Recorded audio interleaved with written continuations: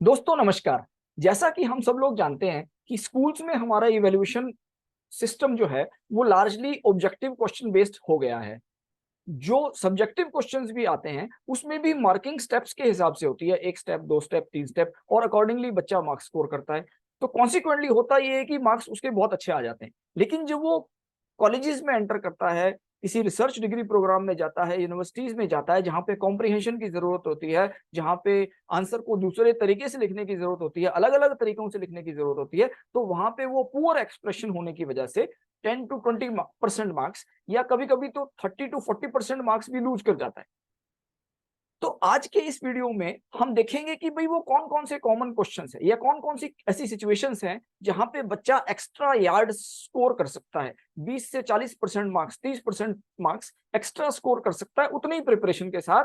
Just awareness बढ़ा के थोड़ा सा और अवेयर हो जाएगा, अपना एक्सप्रेशन एनहांस कर लेगा, तो डेफिनेटली वो 25 to 30% मार्क्स एक्स्ट्रा स्कोर कर पाएगा। आज के वीडियो में हम इसी बात पे चर्चा करने वाले हैं। तो दोस्तों, मेरा नाम है एसके शर्मा और क्वेश्चन पूछने से कभी मत डरना। तीन प्रकार के एग्जामिनेशन क्वेश्चन हैं जो मोस्ट कॉमनली बहुत सारी यूनिवर्सिटीज में अक्रॉस द कंट्री हमेशा फाइनल एग्जामिनेशन में तो आते ही हैं, या इवन जो टर्मिनल एग्जामिनेशन होते हैं, मिड टर्म एग्जामिनेशन होते हैं, उसमें भी आते हैं। तो इन क्वेश्चंस का आंसर कैसे दिया जाए, जिन क्वेश्चंस में नॉर्मली बच्चा 10%, 20%, 30%, 40% मार्क्स लूज करता है, तो वो कौन से तरीके हैं जिसकी वजह से वो उन मार्क्स को गेन कर पाएगा, उसको रिटेन कर पाएगा या एक्स्ट्रा स्कोर कर पाएगा। तो जब एग्जामिनेशन में स्टूडेंट के पास सब्जेक्टिव क्वेश्चंस आते हैं, तो नॉर्मली होता ये है कि स्टूडेंट जो भी प्रिपरेशन करके आया है वो उसके हिसाब से अपना आंसर लिखना शुरू कर देता है। लेकिन मैं आपको बताता हूं कि examination is not all about what you have studied और what you know, but it is definitely about what has been asked. So you should not write what you know. जो आपको पता है उसको लिखने की जरूरत नहीं है, जो पूछा है उसको लिखने की डेफिनेटली जरूरत है। नॉर्मली होता ये है कि क्वेश्चन किसी और डायरेक्शन में जा रहा है, आंसर किसी और डायरेक्शन में चल पड़ता है, क्योंकि हमने जो पढ़ा है हम उसके हिसाब से लिख देते हैं। भाई अब तुम जानो, तुम अपना इवेल्युएट कर लेना।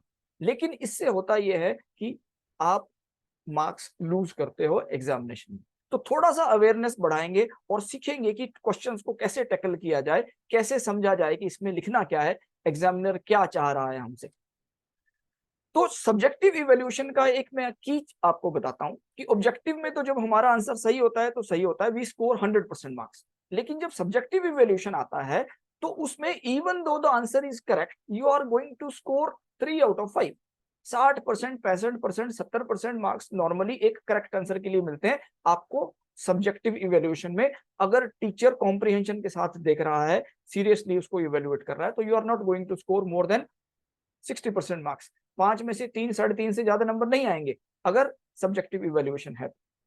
अगर आपने आंसर बहुत अच्छा लिखा है तो आपको 4 नंबर, 4.25 नंबर दे सकता है वो आउट ऑफ 5, यानी कि 80% आप स्कोर करेंगे। एक एक्सेप्शनल आंसर लिखने के लिए जहां पे 90% मार्क्स स्कोर करेंगे, 5 में से 4.5 नंबर स्कोर करेंगे, नॉर्मली जो हाईएस्ट होते हैं किसी भी सब्जेक्टिव इवैल्यूएशन में, टीचर 5 में से 4.5 नंबर से ज्यादा नहीं मिलते हैं यूनिवर्सिटीज में जब हम लोग जाते हैं। तो वहां पे एक एक्सेप्शनल आंसर लिखने के लिए आपके पास एक एक्सेप्शनल एबिलिटीज होनी चाहिए कॉम्प्रिहेंशन की, कि भाई हम समझे कैसे कि इसमें एग्जैक्टली क्या क्या क्या क्या लिखा जा सकता है। तो कुछ ट्रिक्स मैं आपको बताता हूँ स्पेसिफिक सिचुएशंस के हिसाब से। तो अब पहला जो क्वेश्चन है वो इंपॉर्टेंस एंड स्कोप स्टेटमेंट। अब देखिए क्या होता है कि किसी भी करिकुलम में, किसी भी कोर्स में अगर आप उठा लेंगे यूनिवर्सिटीज में जाके, तो नॉर्मली पहला टॉपिक आपको या दूसरा टॉपिक मिलेगा importance and scope of a particular subject. जैसे important and scope of agronomy, importance and scope of mechanical engineering, importance and scope of computer science engineering, importance and scope of food science and technology. ऐसे ऐसे न जाने पहला question normally हमको वही मिलता है, पहला टॉपिक सॉरी। और इसमें से मोस्ट कॉमन क्वेश्चन है जो एग्जामिनेशन में आता है वो भी यही है कि राइट 2 स्टेटमेंट्स और राइट 5 स्टेटमेंट्स और right the importance and scope of this area of science, this subject, this industry. तो इस टाइप से कोई क्वेश्चन आता है, थोड़े अलग अलग फॉर्म्स में भी पूछा जा सकता है, लेकिन इंपॉर्टेंस एंड स्कोप ही पूछा जाता है। और एक बहुत कॉमन चीज ये है कि कोई भी बच्चा इस क्वेश्चन को प्रिपेयर नहीं करता है। एग्जामिनेशन में क्वेश्चन डेफिनेटली आता है और 99% टाइम स्टूडेंट इसको प्रिपेयर नहीं करता है और उसके मन में जो भी आता है वो लिख के आता है। मैं आपको बता दूं, ये क्वेश्चन दिया ही इसलिए जाता है क्योंकि ये इजी क्वेश्चन है और सिंपल क्वेश्चन है जिसमें कि कैंडिडेट उसको अटेम्प्ट कर पाए। लेकिन मार्क्स आप स्कोर तभी कर पाते हैं उसमें अगर आप प्रॉपरली अटेम्प्ट करेंगे, रैशनलाइज करके अटेम्प्ट करेंगे। तो आज इसमें कुछ बातें मैं बताता हूं कि इसको लिखना कैसे है ताकि आपके मार्क्स, फुल मार्क्स आपको मिल पाए। तो पहला चीज जो समझने वाली है वो ये है कि इंपॉर्टेंस जो स्टेटमेंट है वो हमेशा प्रेजेंट टेंस में लिखा जाता है, यानी कि उसमें will, shall, should, would, may, can, ये सारे वर्ड्स को यूज नहीं करना है। जो ही आपने इन वर्ड्स को यूज किया इसका मतलब आपका स्टेटमेंट किसी और डायरेक्शन में चला गया, फिर वो इंपॉर्टेंट स्टेटमेंट नहीं रहेगा। सिमिलरली अगर आप स्कोप स्टेटमेंट लिख रहे हो तो डेफिनेटली ये वाले वर्ड्स आने चाहिए उसमें, will, shall, should, may, would, ये सारे वर्ड्स उसमें आने चाहिए ताकि वो एक स्कोप को इंडिकेट करता हो। तो इस टाइप की सिचुएशन जनरली हम लोग देखते हैं कि importance statement means it is the present, whatever has happened in the past and whatever it is contributing in the present, तो ही वो इंपॉर्टेंट है। आज जो हमारे लिए महत्वपूर्ण है तभी वो इंपॉर्टेंट है। और स्कोप मतलब जो भविष्य में जो होगा, भविष्य में वो इंपॉर्टेंट क्यों होगा उसकी हम लोग बात करते हैं। तो प्रेजेंट टेंस और फ्यूचर टेंस का आप ध्यान रखिए इंपॉर्टेंस और स्कोप स्टेटमेंट्स को डिफरेंशिएट करने के लिए। ये तो हो गया पहली बात।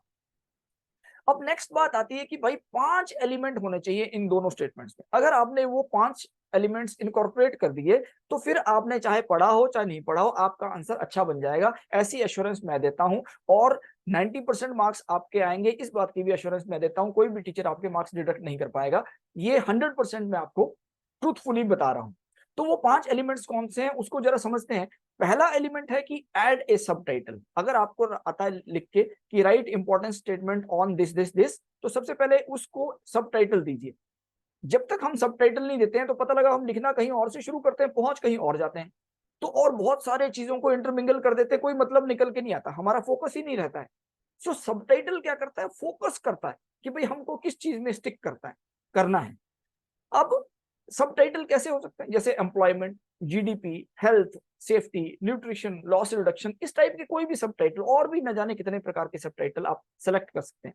से फॉर एग्जांपल इंपॉर्टेंस स्टेटमेंट में हम लिख रहे हैं employment in agriculture, employment in industry, employment in manufacturing sector, employment in food processing industry. अब एम्प्लॉयमेंट ही है लेकिन अलग अलग जगह पे एम्प्लॉयमेंट का क्या इंपॉर्टेंस है इसको बताना है। तो अब हम पूरे स्टेटमेंट में जो बात करेंगे एम्प्लॉयमेंट की ही बात करेंगे। सब टाइटल लिखने से ये फायदा होता है, वरना हम लिखते हैं एम्प्लॉयमेंट में, फिर इनकम में आ जाएंगे और इनकम के बाद हम लोग जीडीपी में आ जाएंगे और जीडीपी के बाद हम लोग हेल्थ पे उसको खत्म कर देंगे स्टेटमेंट को आगे, तो वो गड़बड़ हो जाता है, बहुत सारी चीजें एक साथ मिल जाती हैं, आंसर अच्छा नहीं बन पाता है। तो एक छोटी स्टेटमेंट, कॉम्प्रिहेंसिव स्टेटमेंट बनाने के लिए पहला पॉइंट आप सबटाइटल जरूर ऐड कीजिए अपने हर स्टेटमेंट के साथ। हर स्टेटमेंट एक सबटाइटल, ये ध्यान रखिए, फोकस दिलाएगा। दूसरा जो एलिमेंट है, एसेंशियल एलिमेंट है, वो है डेटा। कि भाई आपकी स्टेटमेंट में कुछ ना कुछ डेटा होना चाहिए, कुछ ना कुछ मैथमेटिक्स होना चाहिए, कुछ ना कुछ क्वांटिफाइड टर्म्स होनी चाहिए।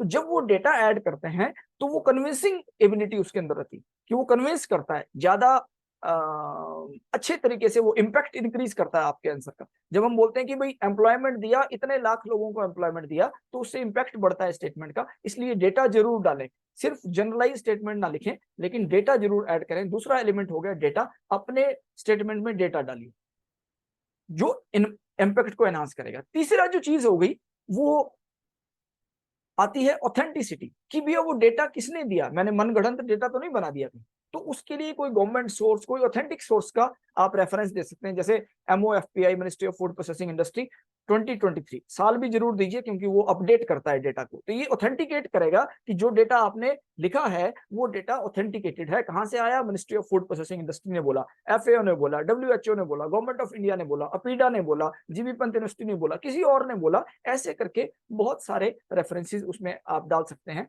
तो ऑथेंटिकेट करने के लिए एक सोर्स ऑफ रेफरेंस जरूर डालिए कि MOFPI 2023 या ऐसा कुछ भी, तो वो आपके डेटा को ऑथेंटिकेट करेगा, आपकी स्टेटमेंट को के इंपैक्ट को और ज्यादा एनहांस करेगा। तो तीसरा एलिमेंट हो गया ऑथेंटिसिटी, सबटाइटल, स्टैटिस्टिक्स, ऑथेंटिसिटी। चौथा जो एलिमेंट आता है वो आता है रैशनल। अब रैशनल क्या होता है, रैशनल होता है कि एक लॉजिकल एक्सप्लेनेशन, कि आप ऐसा क्यों कह रहे हैं, उसका क्या लॉजिक है, क्या रीजनिंग है, क्या जस्टिफिकेशन है।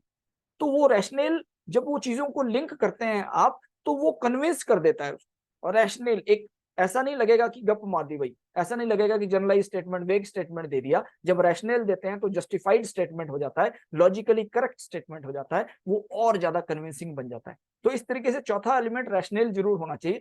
और पांचवा एलिमेंट जो है हर किसी इंपॉर्टेंट स्कोप स्टेटमेंट में होना चाहिए, लिंकेज। हम बोलते हैं कि भाई it has provided, this industry is providing employment to 5 lakh people, तो बस बात खत्म हो गई। जब तक हम उसको लिंक नहीं करें भी क्या हुआ एम्प्लॉयमेंट प्रोवाइड करके, तो that linkage should be done. और लिंकेज किसके साथ होती है? अपने देश के साथ होती है, मैनकाइंड के साथ होती है, ह्यूमैनिटी के साथ होती है, पीस के साथ होती है, प्रोस्पेरिटी के साथ होती है, यूएन के जितने ऑब्जेक्टिव्स हैं उनके साथ होती है। तो जब हम इन चीजों को ऐड करेंगे, ये वाले टर्म्स को ऐड करेंगे, तो वो उस पर्टिकुलर एरिया के साथ लिंक करेगा, उस पर्टिकुलर एजेंसी के साथ, कंट्री के साथ, नेशन के साथ, देश के साथ, लोगों के साथ, मैनकाइंड के साथ, ह्यूमैनिटी के साथ लिंक करेगा। तो जो भी चीज इन सब चीजों के साथ लिंक करती है वही महत्वपूर्ण होती है। मैं अमीर बन जाऊं, ये हमारे देश के लोग अमीर बन जाए, ये इंपॉर्टेंट नहीं है, हमारा देश अमीर बने ये इंपॉर्टेंट है। तो इस प्रकार का जब वो सिंबलाइज करता है आपका answer, so it becomes wonderful answer. तो ये 5 एलिमेंट डालिए, सब टाइटल, स्टैटिस्टिक्स, ऑथेंटिसिटी, रैशनल और लिंकेज, तो आपकी स्टेटमेंट कंप्लीट हो जाएगी डेफिनेटली। एक एग्जांपल के साथ समझने की कोशिश करते हैं। अगर कोई क्वेश्चन ऐसा आता है कि right few points of importance and scope of food processing या एग्रीकल्चर या मैन्युफैक्चरिंग सेक्टर, कुछ भी ऐसा हो सकता है, तो हमारा आंसर कैसे बनता है? अब हमने लिखा फर्स्ट पॉइंट, लिखा सब टाइटल। इंपॉर्टेंट स्टेटमेंट अगर हम लिखते हैं तो ये एक एग्जांपल के जैसे मैं समझा रहा हूं कि पहला पॉइंट क्या हुआ कि एम्प्लॉयमेंट जनरेशन। अब एम्प्लॉयमेंट जनरेशन क्या है? सब टाइटल। स्टेटमेंट कहती है कि अकॉर्डिंग टू MOFPI 2023, ये क्या है? ऑथेंटिकेशन। हमने ऑथेंटिकेट कर दिया according to MOFPI 2023, the food processing sector और द मैन्युफैक्चरिंग सेक्टर और the agricultural industry sector provides direct employment to 1.50 crore people. अब ये 1.50 CR क्या है? ये है डेटा, स्टैटिस्टिक्स, जो कन्विंस कर रहा है, कन्विंसिंग बना रहा है कि हाँ यार 1.5 करोड़ लोगों को एम्प्लॉयमेंट देता है भाई, तब तो सच्ची इंपॉर्टेंट है। तो ये कन्विंस करता है।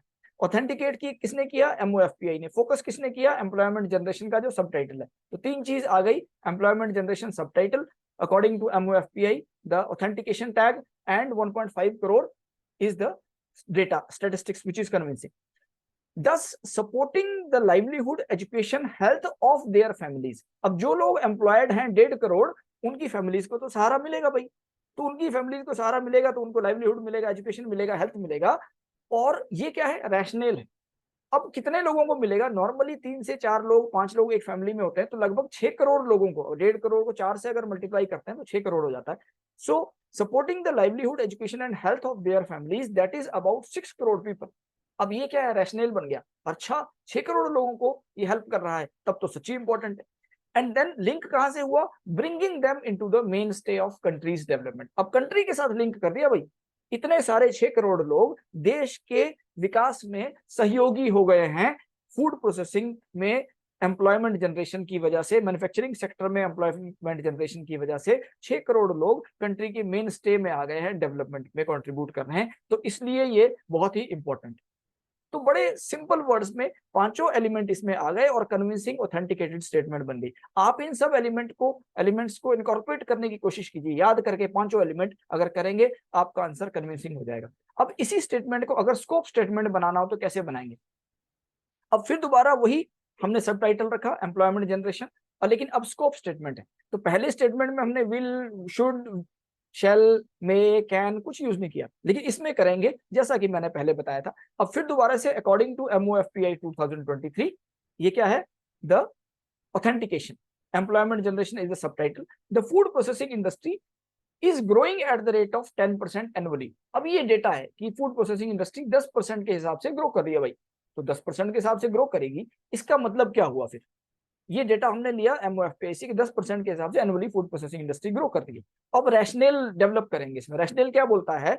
इसका मतलब ये हुआ कि आज 2023, तो आज से 10 साल बाद हर साल 10% अगर बढ़ेगा तो कितना हो जाएगा? 3.89 आता है एग्जैक्टली, तो 3.9 करोड़ पीपल हो जाएंगे वो। तो आज जितने हैं उससे आप देखो, उससे डबल से भी ज्यादा हो जाएंगे। अगर 10% के हिसाब से 10 साल तक ग्रोथ रहती है तो approximately 3.9 crore people will be there, जो कि इस इंडस्ट्री में एम्प्लॉयड हो जाएंगे। क्योंकि जब इंडस्ट्री ग्रो करेगी तो नंबर ऑफ एम्प्लॉइज भी ग्रो करेंगे। तो इस इंडस्ट्री में 3.9 करोड़ हो जाएंगे आज के 10 साल बाद, आज 1.5 करोड़ हैं। तो इसका मतलब क्या हुआ कि उनकी फैमिलीज भी ग्रो कर जाएंगी। अब 3.9 करोड़ यानी 4 करोड़ के लिए लगभग 16 करोड़ रुपए, 4 जा 16, सो 16 crore people will be benefited, जिनकी हेल्थ, एजुकेशन और सेफ्टी, सिक्योरिटी ये सब सपोर्ट करेगा the employment of the particular sector, manufacturing sector. और फिर दोबारा एंड हमने कहा किया, may bring a substantial population into the mainstay of country's development। तो हमने इसमें दो वर्ड्स डालें, एक दिस विल प्रोवाइड, यानी आज प्रोवाइड नहीं कर रहा है लेकिन 2033 में प्रोवाइड करेगा, बाय 2033 दिस विल प्रोवाइड, भविष्य में करेगा, फ्यूचर स्टेटमेंट हो गया इसलिए स्कोप स्टेटमेंट है। वैसे ही about 16 crore people and may bring, तो मे ऐड कर दिया फ्यूचर स्टेटमेंट। तो बड़े ही सुंदर शब्दों में सेम टॉपिक को कैसे इंपॉर्टेंट स्टेटमेंट बनाना है और कैसे स्कोप स्टेटमेंट बनाना है, दोनों को जब हम कंपेयर करते हैं बहुत सिमिलर स्टेटमेंट लग रही है। बहुत ज्यादा कोई लंबा हमने सेंटेंस नहीं लिखा, लेकिन दोनों स्टेटमेंट्स में पांचों के पांचों एलिमेंट्स इंक्लूडेड हैं, तो स्टेटमेंट कन्विंसिंग हो जाता है। ऐसा हो ही नहीं सकता है कि आपके मार्क्स डिडक्ट हो जाएंगे, 5 आउट ऑफ 5 भी मिल जाएंगे, नहीं तो 4.5 तो 100% मिल जाएंगे। कोई भी टीचर होगा ABCD, मैं आपको गारंटी दे रहा हूँ। दूसरी कंडीशन में गारंटी कोई नहीं है, 3 भी मिलता है, 3.5 भी मिलता है, जिस हिसाब से आपने लिखा हुआ उतना मिलता है। पांचों एलिमेंट आप डालिए, डेफिनेटली आपको 5 आउट ऑफ 5 मिलेगा। तो ये तो हो गया एक टाइप के क्वेश्चन। अब दूसरे टाइप का जो इंपॉर्टेंट क्वेश्चन है जो एग्जामिनेशन में हमेशा आता है, फिर दोबारा हायर एजुकेशन में जाके, वो है differentiate between A and B. कोई भी दो टर्म्स के बीच में डिफरेंशिएट करना, ये स्कूल्स में भी आता है। हर लेवल में आप लोग डिफरेंशिएशन के क्वेश्चंस देख सकते हैं कि differentiate between A and B. अब बड़ा इंटरेस्टिंग होता है कि स्टूडेंट इसको अलग अलग तरीके से अटेम्प्ट करते हैं। हम लोग जब इवेल्युएट करते हैं तो बड़े अलग अलग आंसर्स मिलते हैं। एक स्टाइल ये है, फर्स्ट स्टाइल, कि A means this while B means this, A is effective for this while B is effective for this, A is made up of this while B is made up of this।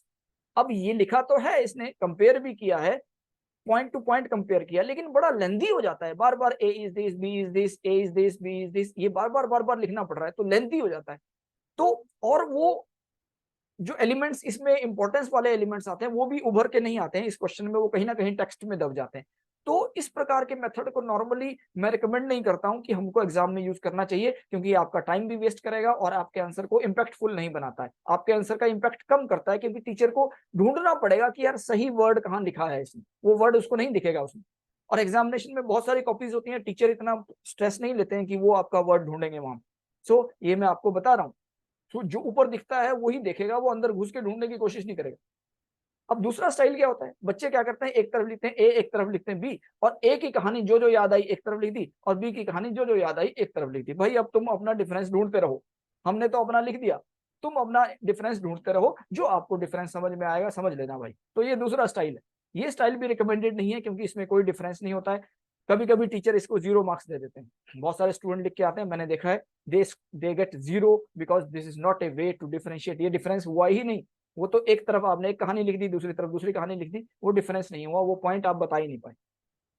एक थोड़ा सा convincing तरीका ये है कि ए और B के बीच में जब हम डिफरेंस लिखते हैं तो ए को एक तरफ लिखा जाए, बी को एक तरफ लिखा जाए, और पॉइंट टू पॉइंट कंपैरिजन किया जाए कि ए मींस ये, बी मींस ये, A is effective for this, B is effective for this. लेकिन यहाँ पे आप देखिए ध्यान से, कुछ स्टूडेंट क्या कर रहे हैं कि एक तरफ पॉइंट नंबर 2 में लिखा इफेक्टिव फॉर दिस, और पॉइंट नंबर 2 के सामने कुछ और ही कहानी लिख दी, मेड अप ऑफ दिस।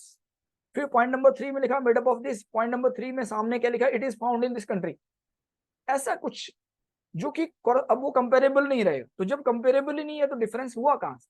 कुछ कुछ स्टूडेंट क्या करते हैं, सेम चीज को लिख देते हैं, A is made up of X, B is made up of X, दोनों को सेम ही लिख देगा, तो ऐसा सिचुएशन हो जाती है। ये सिचुएशन दोनों ही गलत है, इसको आप ध्यान रखिए। बराबर नंबर ऑफ पॉइंट्स होने चाहिए और पॉइंट टू पॉइंट कंपैरिजन होना चाहिए, तभी वो सही है, वरना गलत है। इसको भी हम लोग रिकमेंड नहीं करेंगे, मैं तो रिकमेंड नहीं करूंगा।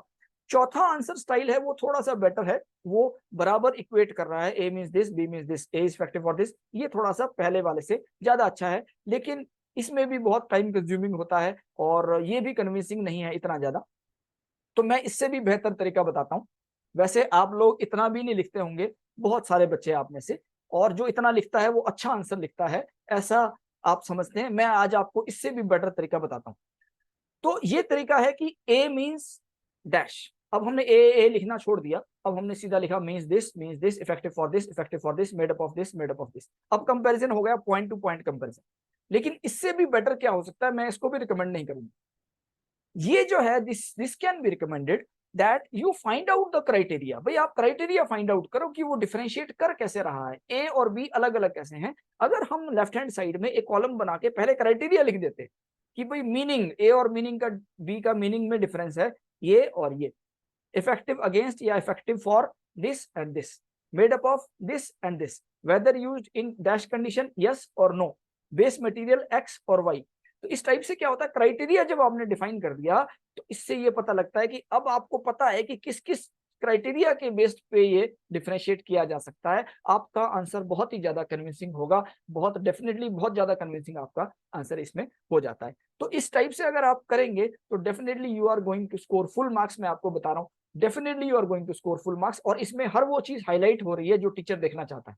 इस आंसर में हर वो चीज हाईलाइट होती है जो टीचर देखना चाहता है, और इसीलिए मार्क्स भी फुल आते हैं। मेहनत भी कम लगती है क्योंकि कम वर्ड ही होते हैं, number of words they are reduce. लेकिन थोड़ा सा ध्यान रखना पड़ेगा। इसमें मैं एक एग्जांपल के साथ आपको समझाता हूं। फर्स्ट किया, एक एग्जांपल आता है कि differentiate between pasteurization and sterilization. अब ये बड़ा कॉमन सा क्वेश्चन आता है फूड टेक्नोलॉजी के स्टूडेंट्स के लिए, differentiate between pasteurization and sterilization. तो मेरे बताए के हिसाब से आपने एक तरफ क्राइटेरिया लिखा, एक तरफ ए लिखा, एक तरफ बी लिखा। अब मैं बताता हूँ स्टूडेंट्स को, उसके बाद स्टूडेंट इस टाइप का मिस्टेक करते हैं कि सर आपने तो ये बताया, तो ठीक है मैंने बताया, लेकिन इसको थोड़ा सीखने की जरूरत है कि इसमें फाइन ट्यून कैसे करेंगे। अब आगे फाइन ट्यून, परफेक्शन पे जाना है तो फाइन ट्यून करना पड़ेगा। फाइन ट्यून कैसे करते हैं, अब उसने फर्स्ट डिफरेंस लिख दिया एग्जाम्पल, भाई इसका एग्जाम्पल मिल्क, इसका एग्जाम्पल फ्रूटी। कुछ हद तक ये एग्जाम्पल ठीक भी हो सकते हैं, लेकिन example is not a good start of any answer. कभी भी एग्जाम्पल तो एक वीक स्ट्रिंग होता है, एग्जाम्पल तो सपोर्ट करने के लिए। पहला पॉइंट ही एग्जाम्पल लिखा तो बड़ा गड़बड़ हो गया भाई, तो that is not a good start. दूसरा लिखा टेम्परेचर, तीसरा लिखा टारगेट, चौथा लिखा कूलिंग। अब इसमें से कोई भी क्राइटेरिया ऐसा नहीं है जो कि कन्विंसिंग हो, कोई भी क्राइटेरिया ऐसा नहीं है जो कि सेल्फ एक्सप्लेनेटरी हो, वो कंफ्यूजन क्रिएट कर रहा है। तो जब हम लिखें स्टाइल से ही कुछ नहीं होगा, स्टाइल में आपको कॉम्प्रिहेंशन थोड़ा डालना पड़ेगा, थोड़ा समझ डालना पड़ेगा कि भाई ये समझ भी आएगा कुछ को नहीं आएगा। अब कुछ अगर मैं इसके रिस्पॉन्सेज बताता हूं, तो मैंने जैसा कहा कि do not put your weak leg in the front. सबसे पहले अगर हम कमजोर कड़ी आगे रख देंगे तो गड़बड़ है भाई, तो सबसे पहले एग्जाम्पल मत लिखिए आप।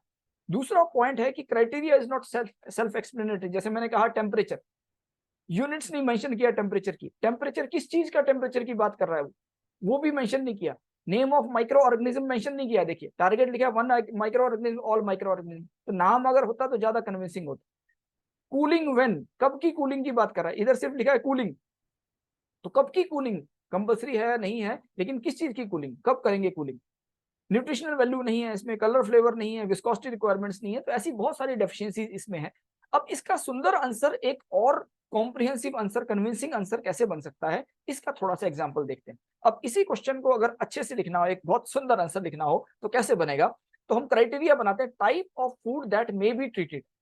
अब आप अगर राइट हैंड साइड में पास्चराइजेशन स्टरलाइजेशन को ढक देंगे तो आपको इससे भी समझ में आ जाएगा कि क्या बोलने वाला है। Type of food that may be treated, इसके बेसिस पे हम डिफरेंशिएट कर सकते हैं। भाई यहाँ पे लिक्विड है, यहाँ पे लिक्विड और सॉलिड बोथ है, both type of fruits they may be treated इस पर्टिकुलर यूनिट ऑपरेशन के तहत, पास्चराइजेशन में और स्टरलाइजेशन में। मिनिमम टेम्परेचर ऑफ ट्रीटमेंट, वहां लिखा था सिर्फ टेम्परेचर, तो कन्विंसिंग नहीं था। अब ये क्या है, minimum temperature of treatment. Minimum temperature कितना होना चाहिए कि भाई 62.5 तो होना ही चाहिए, तभी पास्चराइजेशन कहलाएगा वो। स्टरलाइजेशन के मिनिमम 100 तो होना ही चाहिए, तभी पास्चराइजेशन कहलाएगा। कभी कभी तो 135 से 150 भी हो सकता है for the sterilization to happen, depending upon the kind of sterilization. Target microorganism कौन सा है, इसमें कॉक्सिलिया बर्नेटी हमने लिख दिया मिल्क में, या दूसरे फूड प्रोडक्ट्स में दूसरा भी कोई माइक्रो ऑर्गेनिज्म हो सकता है, लेकिन स्टरलाइजेशन में स्पेसिफिक नहीं है। लार्जली कैनिंग वैनिंग के लिए हम लोग करते हैं, जब 135 पर चले जाएंगे तो सारे के सारे माइक्रो ऑर्गेनिज्म मर जाते हैं। तो या क्लोस्ट्रीडियम बोटुलिनम को हम लोग लिख सकते हैं, डिपेंडिंग अपॉन द आंसर।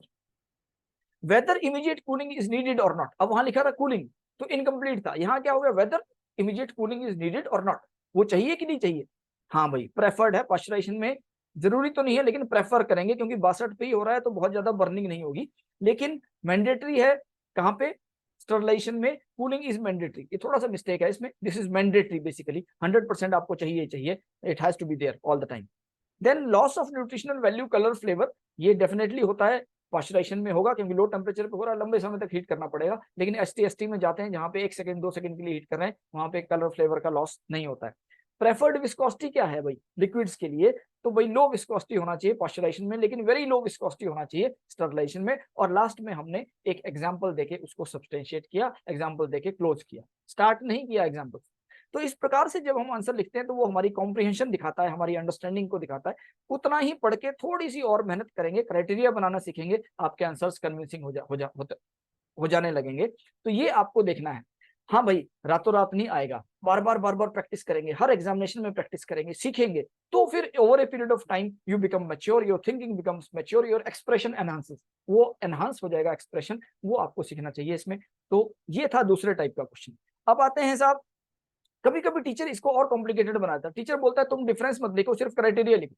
अब यहाँ पे जिन बच्चों को क्राइटेरिया बनाना नहीं आता वो तो क्लीन बोल्ड हो जाते हैं, वो बना ही नहीं पाते हैं, वो कोई डिफरेंस लिख के आ जाते हैं, तो उनको मिलता है जीरो, पूरा जीरो मिलता है शुद्ध। तो कभी कभी टीचर बोलता है सिर्फ क्राइटेरिया लिखो भाई, बाकी मत लिखो डिफरेंस। तो अगर जिसको क्राइटेरिया बनाना आएगा वो क्राइटेरिया लिख देगा, क्योंकि he understands that, but those who don't understand they can not create the criteria at this point of time.